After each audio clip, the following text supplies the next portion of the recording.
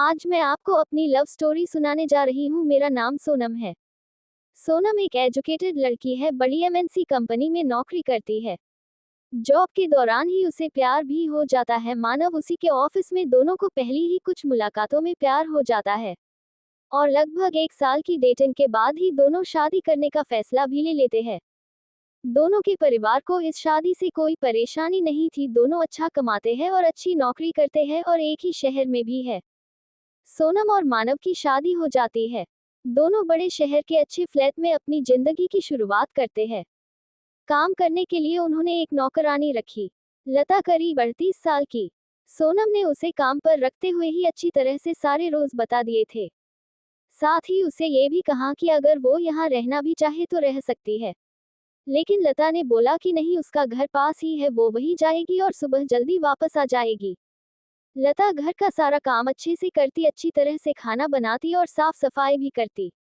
इसके काम में कोई भी कंप्लेंट नहीं थी। शादी के करीब 7 महीने बाद ही सोनम और मानव के बीच झगड़े होना शुरू हो गए। हर छोटी छोटी बात पर झगड़ा होने लगा। पहले तो झगड़ा छोटा हुआ करता था, जो थोड़ी सी बात से शुरू होकर खत्म हो जाएगा करता था। लेकिन फिर कभी कभी इन दोनों में कई दिनों तक बात नहीं होती। ऑफिस की बातें भी उनके झगड़े का एक प्रमुख कारण रहती थी। उन दोनों को लगने लगा कि उन्होंने एक दूसरे से शादी करके गलती कर दी।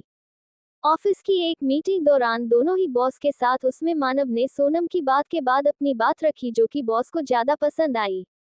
इस बात से सोनम को बहुत गुस्सा आया और वो बात हमेशा की तरह इस बार भी उनके घर तक पहुंची। सोनम ने इस बात को लेकर मानव को बहुत कुछ सुनाया और साथ ही उसने नौकरी छोड़ने और तलाक की बात भी की। लता यह उनकी सारी बातें, सारा झगड़ा हमेशा से सुना करती थी। बस वो अपने काम में लगी रहती। जब खाना बन जाता तो वो दोनों को कहती। ज्यादातर वो लोग अलग अलग बैठकर ही खाते थे। सोनम अगले दिन ऑफिस नहीं गई। दोपहर तक अपने कमरे में बंद रही। लता ने मैडम का दरवाजा भी नहीं खटखटाया। उसे अच्छी तरह पता था कि अभी वो कुछ भी नहीं चाहती।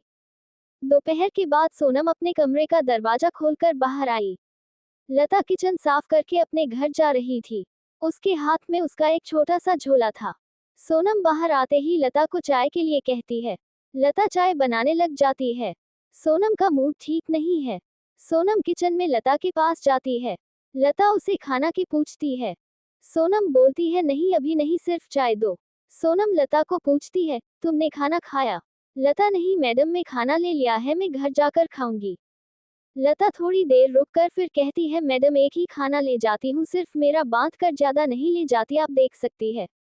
इतना कहकर लता अपना झोला खोलकर दिखाने लगती है।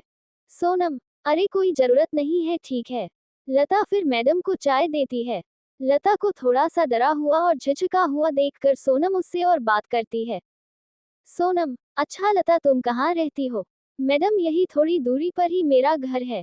सोनम, तुम्हारे पति क्या करते हैं? लता, वो कुछ नहीं करते मैडम, वो अभी कुछ कर नहीं सकते। लता थोड़ा रुकती है और पलक झपका कर कहती है, उनको लकवा आया है, उनका बायां शरीर काम नहीं करता, ठीक से बोल भी नहीं पाते। सोनम, अरे तुमने कभी बताया नहीं, फिर घर दवाई ये सब तुम ही संभालती हो?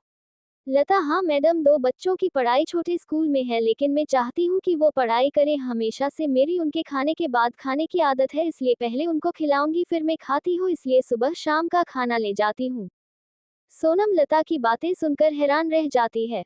उसे पता नहीं था कि लता इतनी साहसी है और कभी भी उसने अपने चेहरे या काम से ये लगने नहीं दिया। लता फिर कहती है, मैडम मैं आपसे कुछ कहना चाहती हूँ, आप बुरा ना मानो तो। सोनम ने तुरंत ही जवाब दिया, हाँ कहो ना प्लीज।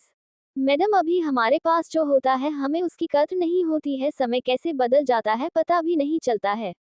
अब मैं सिर्फ चाहती हूँ कि मेरे पति ठीक हो जाए। अभी तय मेहनत में से मुझे कुछ परेशानी नहीं है, लेकिन अभी मेरी सिर्फ एक ही इच्छा है कि बस वो ठीक हो जाए, मुझसे फिर वैसे ही बात करे, वैसे ही अपने पैरों पर ठीक से चल सके, बच्चों को गले लगा सके, बाकी कुछ भी नहीं चाहिए। लता अपनी बात ठीक से समझा नहीं पा रही थी, लेकिन सोनम समझ रही थी कि वो क्या कहना चाहती है। उसकी बातों को सुनकर सोनम को रोना आ गया। उसने लता का हाथ पकड़ा और कहा कि कभी भी तुम्हें लगे कि कुछ जरूरत है तो बेझिझक मुझसे बोलना। लता ने हाँ में सर हिलाया। कभी कभी जो बड़े बड़े लोग हमें नहीं सिखा सकते, वो जिंदगी सिखा देती है। सोनम की आंखों पर लगा पर्दा जैसे हट गया।